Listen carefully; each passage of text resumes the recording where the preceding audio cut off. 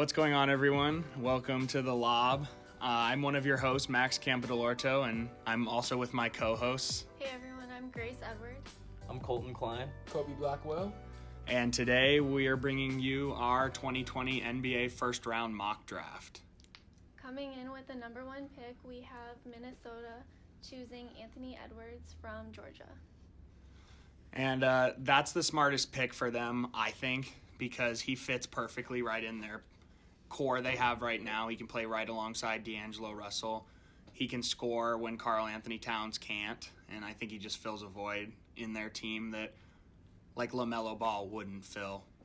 I think the only problem with him is a lot of people have worries about his attitude. I mean, recently he came out and basically said that he cares more about football than basketball.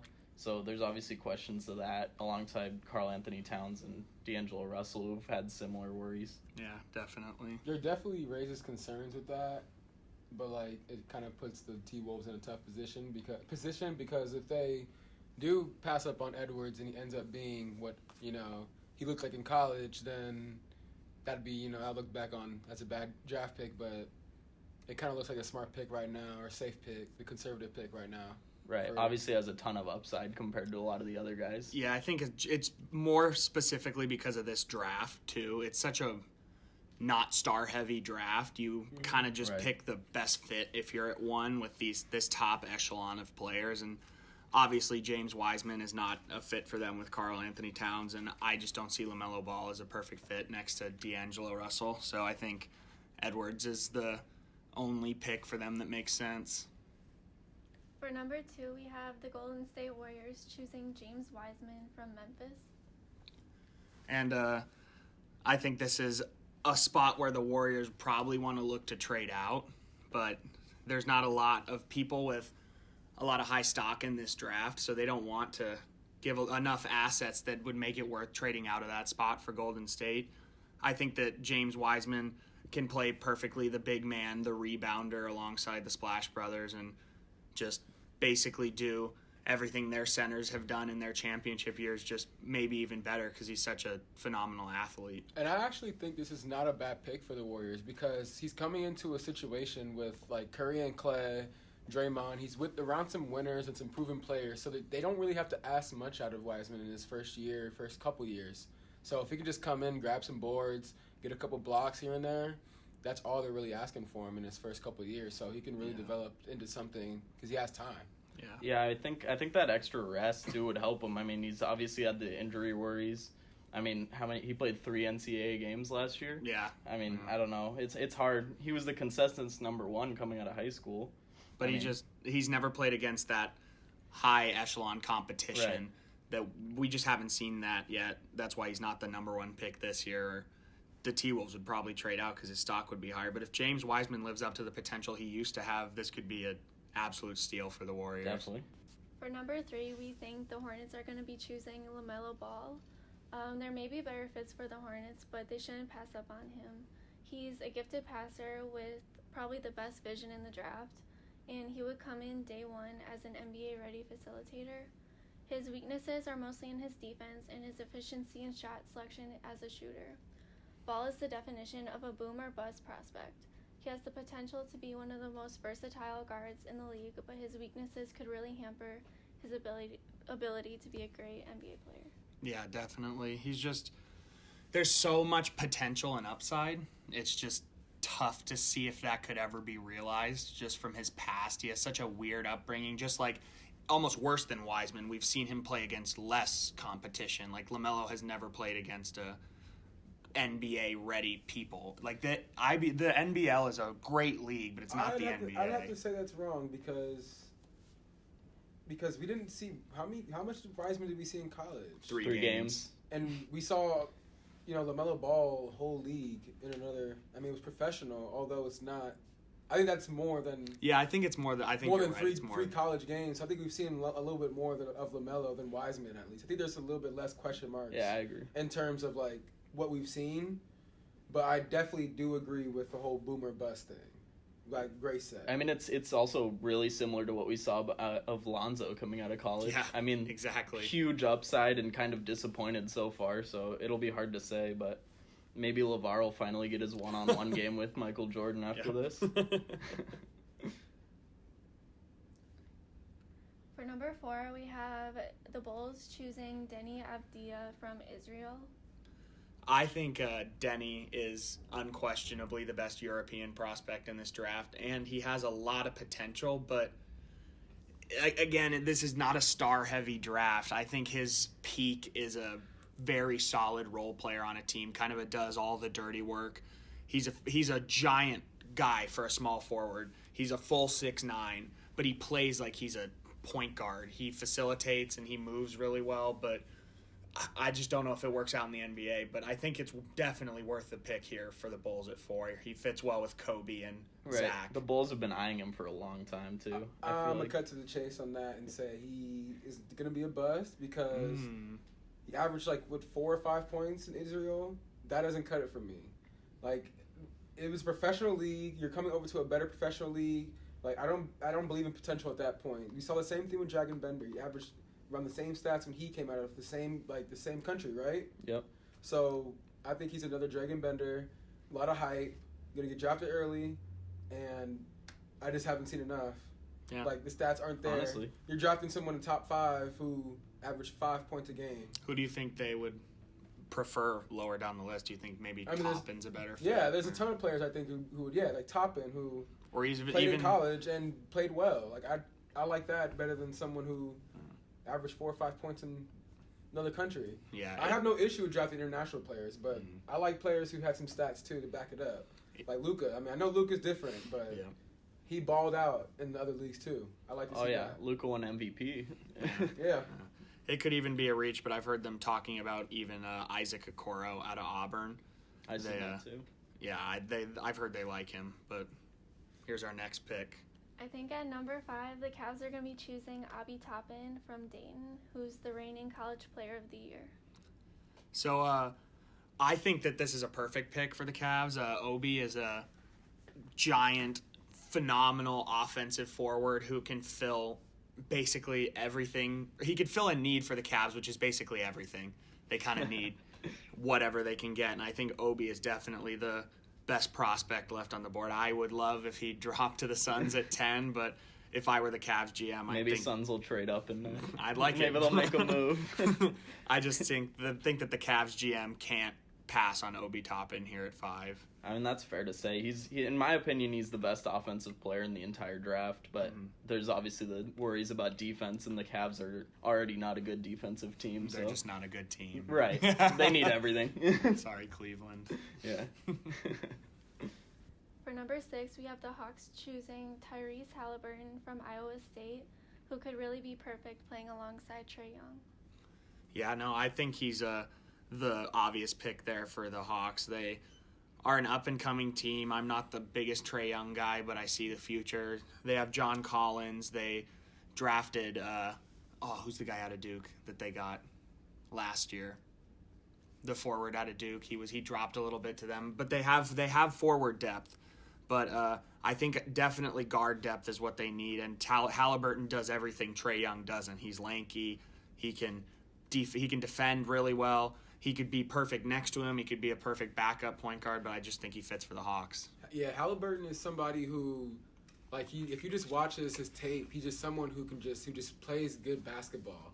He knows he has good vision. He knows how to, he has good instinct. He can shoot the ball deep. He makes those shots at the end of the game. He can make a great pass. He's just your definition of a hooper. When you think of a hooper, it's Tyrese Halliburton in this draft.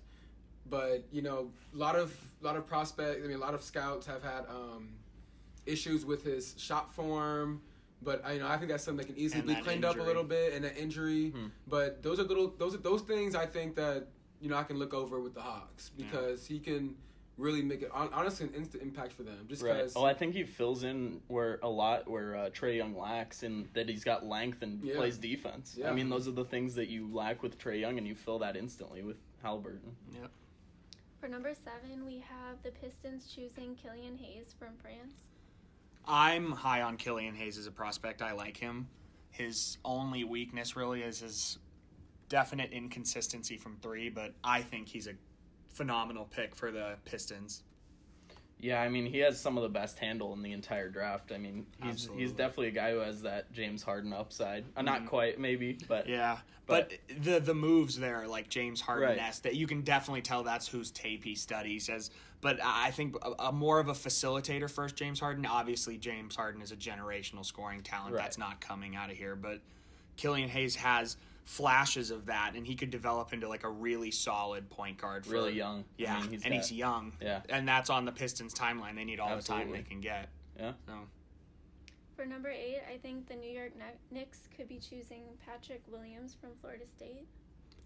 Yeah, Williams is the highest riser in this draft, definitely. He's another one that I don't think Kobe would like very much. He's a low stats, kind of more of a potential guy. He hasn't really shown it, but all the physical tools and skills are there. He's a great defender. He's long. He's got flashes of, you can't say Jaylen Brown. If you could almost make Jaylen Brown a power forward, that kind of hard-nosed defense, and then he'll clean it up on offense. He'll help you out. He can hit the open shot.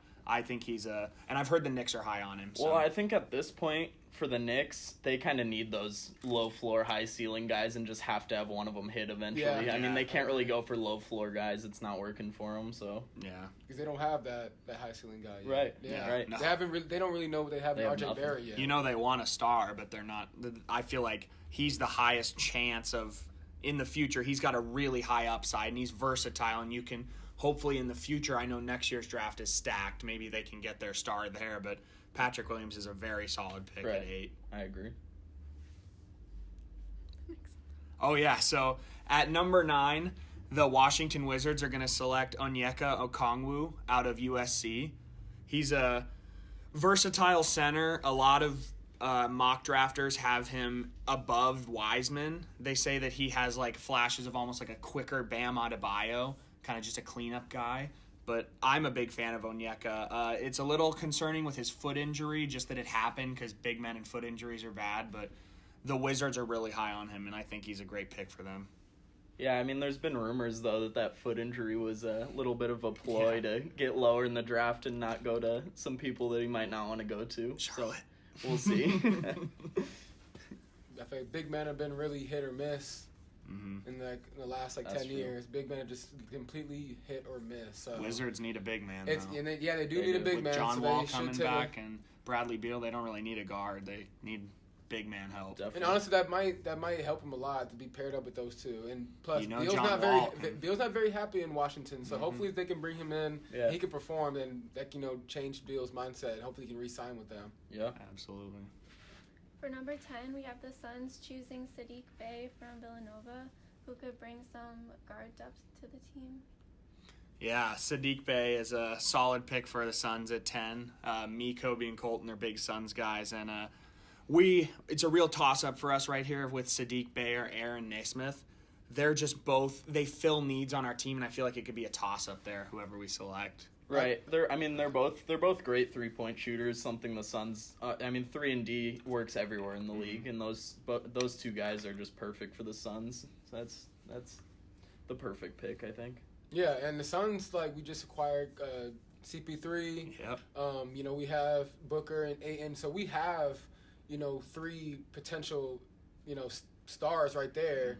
Right now, what we need is someone who can come in and be an instant role player, someone who can come off the bench and perform. Right. We don't really need to draft someone who has a high potential right now, because we're going to the playoffs next year, and we're going to need someone who can come off the bench and score. I totally agree. So that's why I think it's definitely a toss-up there between Bey or Nesmith. For number 11, we think the Spurs are going to be choosing Devin Vassell from Florida State. Vassell is the premier 3-and-D wing in this draft. He's a consistent 3-point shooter with great NBA length who would produce on both sides of the ball for the Spurs.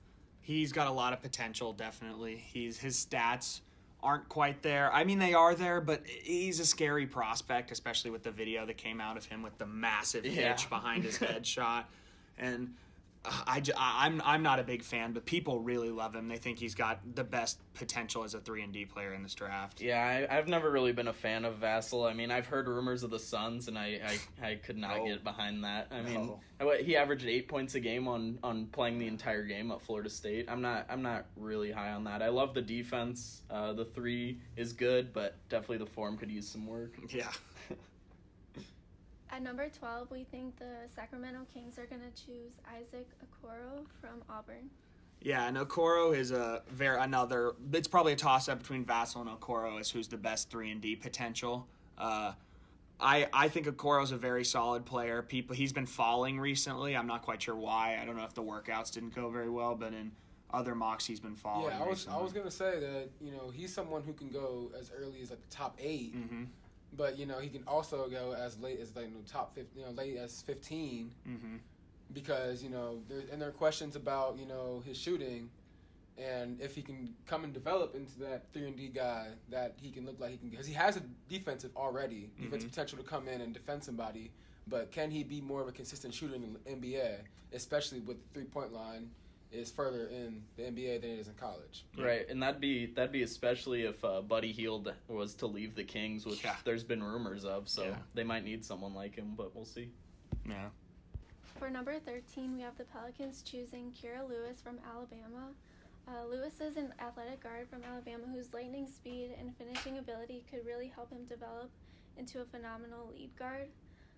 He's a project player that would need time to develop, but he could really be a steal for the Pelicans. Yeah, people have been rumoring him as high as even the Suns before the Chris Paul trade, obviously. But he's a high upside project player whose athletic ability is obviously there. I mean, I've heard from Alabama that he has the potential to develop into a real leader in the NBA too, which is obviously something the Pelicans could. I mean, they have a lot of young players, and they eventually need someone to lead them, especially losing one of their big point guards. So we'll see how that goes for them. For number 14, we have the Boston Celtics choosing Aaron Nesmith from Vanderbilt. Yeah, so Nesmith is probably the best shooter in this draft. He averaged insane statistics on high numbers, on high volume, and it's incredible. It's just the sample size isn't there. He got injured a little early into the season, but if he could have kept his numbers up all season without that injury, he would have been arguably a top 5 pick potentially, because those numbers are stupid. Right. What? 55% on 8 threes a game? That's ridiculous. And these threes aren't just short college threes. He shoots from distance. He pulls up from NBA 3. So whoever he goes to, I think he's gonna be an instant impact to anyone's bench. No, he's definitely got the potentially an extremely high ceiling, maybe even being one of the top players in this entire draft. I think he'd be perfect behind Jason Tatum too. He'd really be the perfect player. It'd make the Celtics a lot better, but I don't know. Lately, I've been hoping maybe he goes to the Suns at 10. So now we're probably gonna speed up our mock draft a little bit now that we're out of the lottery, and here's our 15th pick. So we think Orlando Magic is going to be choosing Cole Anthony from North Carolina. And Cole Anthony, obviously coming out of high school, was a huge prospect. But the questions are all in his consistency and his leadership. There wasn't a lot of winning at North Carolina, and the consistency just wasn't there. But the potential is. Right, he definitely has the potential to be a steal in this draft. I mean, at 15, you could potentially get someone who was a top 5 pick at one point. I mean, injuries are obviously a little bit of an issue, but I think he can get past that. Absolutely. There's only one season, so, a lot of NBA players have had one bad season that caused by injury, so that could have been that for him. And it's insurance for in case Markelle Fultz doesn't develop into the player they think he can, which it's not looking promising. And with the 16th pick, we have the Houston Rockets taking Precious Achiuwa out of Memphis. And he's a very solid potential guy. He's strong and big. It's just, will his skills that were there in high school translate to the NBA? Because it wasn't the best in college. Right, but coming out of high school, I mean, Montverde has the reputation for putting good NBA players. But, I mean, his 6'9" frame, 225, I mean, he definitely has potential to be that force down low, but we'll see.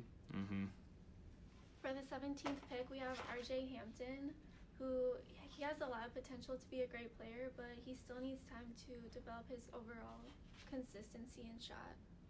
Yeah, he's another player who took the Australia route instead of college, which has questions of why didn't you go to college? But Australia's probably the 3rd best professional league in the world, and he was a solid player, and I think the Timberwolves have the chance here because obviously they don't need a guard, having Russell and now just taking Edwards. That could give R.J. Hampton time to develop maybe into something. Right, they have the perfect spot here to hit a high ceiling guy that might have a low floor. We'll see, but I mean he did play well in a professional league, so we'll see. For number 18, we think the Dallas Mavericks are going to choose Tyrese Maxey from Kentucky. It's pretty much the story for the whole rest of this draft, but Tyrese is a high upside guy with potential that just didn't quite show it in college. He was great in high school, but he was good at Kentucky, just not consistent enough, and he has the potential, and I definitely think the Mavericks can take a guard to back up Luka. And also, I had to just look this up to confirm it. Tyrese Maxey's from Dallas. Oh. So I think that the Mavericks would actually love to have him, to bring him home. Because, shout out to my friend Evan. He's a Dallas Mavericks friend. He was actually just telling me about Maxey yesterday, about him going to high school in Dallas. And I think the Dallas Mavericks would actually love to bring him home. Mark Cuban, that'd be a move that he would do. Yeah. And with the 19th pick, I have the Brooklyn Nets reaching a little bit and taking Aleksej Polkashevsky out of Serbia. If you don't know him, you got to look him up. He's a 7-foot, 205-pound, essentially point guard who's playing in a Serbian professional league. He's got crazy potential, which is why I have the Nets picking him, because he could be one of the most different prospects we've ever seen in the NBA. And the Nets obviously have that space to risk with their all-star squad. I think, like Kobe said earlier, I think he could also end up being like Dragon Bender. The Suns obviously didn't hit on that one, so I don't know how that's going to work out for the Nets. Yeah. That's because the Suns suck. For pick number 20, we have Miami choosing Trey Jones from Duke. Picking Trey would provide the Heat with an NBA-ready rotation player who could have immediate impact. But with the potential departure of Goran Dragic, this would be the smart pick for the Heat, as Jones could somewhat fill Dragic's role. Trey is the younger brother of Tyus Jones. He'll be a NBA-ready point guard for them to add to an already solid guard depth team. For pick number 21, we think the 76ers are going to choose Theo Maledon from France. Maledon is like a potential high upside player. He'll be a project for the Sixers and obviously play behind Ben Simmons and Josh Richardson in their already solid team. Yeah, I mean, I see him being basically just kind of a catch and shoot guy for them for a while, maybe before developing him maybe behind Ben Simmons, or we'll see how they end up using him. But I think he could be a useful prospect for him. For number 22, I think the Nuggets are going to choose Vernon Carey Jr. from Duke. And I like Vernon Carey. I'm a big man fan. I played center. I always want big men to go high, and I think that he'd be a great backup for Jokic, which is what is rumored they want from the draft. Vernon probably would have gone lower, but he lost a lot of weight this offseason, and the tape looks really good, and I just think he could develop into a very solid backup center for them. Jokic could teach him how to lose some more weight, too. Yep, definitely. Jokic knows how to do it. Yep, that was wild. For number 23, we think the Knicks are going to choose Desmond Bane from TCU. I think Desmond is my favorite player in this draft. I think 23 is low for him, and I've been saying the Suns should get him, but some people think it's not good at 10. But he's my favorite shooter in this draft. He's probably the strongest guard in the entire draft, and he's been known to be a mentally prepared for the NBA. He's been reading books on financial status, trying to help himself out. I mean, he's just the perfect leader to get drafted right away. Be an instant impact guy. Yeah, I'm with Kolten on this one. I think could be the steal of the first round. He's a phenomenal player, and I would like him picked a lot higher, but it'd be a steal for the Knicks, and the Knicks should get whatever they can. And if you haven't looked it up already, look up Desmond Bane catching lobs from John Wall in a scrimmage with Kevin Durant. He would be an NBA-ready prospect, as NBA-ready as they come. For pick number 24, we think the Pelicans are going to choose Isaiah Stewart from Washington. Stewart could be a solid backup center in the NBA, and I think at this point the Pelicans just try and take depth at a position of need, which, Derek Favors isn't going to be there very long, and Jackson Hayes could turn out. You never know, but I think Stewart's just a safe pick for the Pelicans. Right, there's definitely the only worry I have for him is he's a little undersized for the position, but he could be a strong backup in the league for sure. For number 25, we think the Thunder is going to choose Malachi Flynn from SDSU. Yeah, Flynn is a longtime college player. He's a solid player. He shot well for the last 3 seasons in college. He can attempt to give the Thunder some kind of depth after Chris Paul and Schroeder left in this offseason. Yeah, That's they exactly definitely. what they need. Yeah, Yeah. they definitely need him. Yeah. And then with the 26th pick, I have the Celtics reaching and taking Leandro Bolomaro out of Argentina. He's a 6'6" point guard. He's a high potential guy. The only issue is that he's already committed to play for his professional team next season, so he would be like a draft and stash guy. Yeah, kind of like Bogdanovich did. Yeah, right? exactly. Yeah, Yeah. it'd be tough. He kind of screwed the Suns. Yeah. For pick number 27, we have the Utah Jazz choosing Josh Green from U of A. Yeah, we're not big fans of U of A here, so we don't have anything to say about him. At number 28, we have the Thunder choosing Jaden McDaniels from Washington. So McDaniels is another guy that coming out of high school, people were really high on. He had a lot of potential. He's 6'9" and athletic as hell, but he just didn't turn out in college, and Washington was disappointing. So this is another pick for the Thunder to make with the knowledge that they have everybody's pick for the next 7 years, essentially. Yeah, they have the entire 17 league. picks in 7 years in the first round, so Unreal. they can take a risk on somebody like Jaden at the end of the first round. Definitely. So at 29, we have the Raptors picking Cassius Winston out of Michigan State. And this is just a safe pick for them to fill Fred VanVleet's hole. Cassius Winston will come in and do what he did in college, provide you playmaking and be a lead guard, a good bench guard, and just a safe pick for the Raptors at And this didn't late he play in the 4 first. years at Michigan State Yep, he under did, And Izzo? he won a lot of awards. Right. He was one of the best point guards in college. Definitely. Izzo definitely rubbed off on him a little bit. Absolutely, absolutely. Smart player. Mm-hmm. And for the 30th pick, we have the Celtics choosing Zeke Naji from U of A also. Yeah, that's it for the draft, I think. Najee has potential. Another just safe big man pick for the Celtics to end the first round. And we have a few second-round steals here. The first one is Marcus Howard, obviously from Arizona, went to Perry High School. He could be someone who has a lot of upside. I mean, maybe the best scorer in college basketball. Setting records. Yeah, he's an incredible scorer that, if his height lets him, should translate into the NBA. Then we have Tyrell Terry out of Stanford, another high potential guard, could be a good second round pick. And then Cassius Stanley, who's an insane dunker. Unreally athletic. I mean, I haven't seen someone like him in a while. Yeah, he came to Duke and broke Zion's vertical record, Right. so he can jump out of the gym. Absolutely.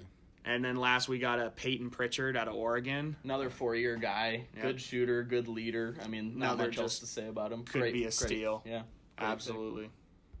And that's going to end out our mock draft. Thank you so much for listening.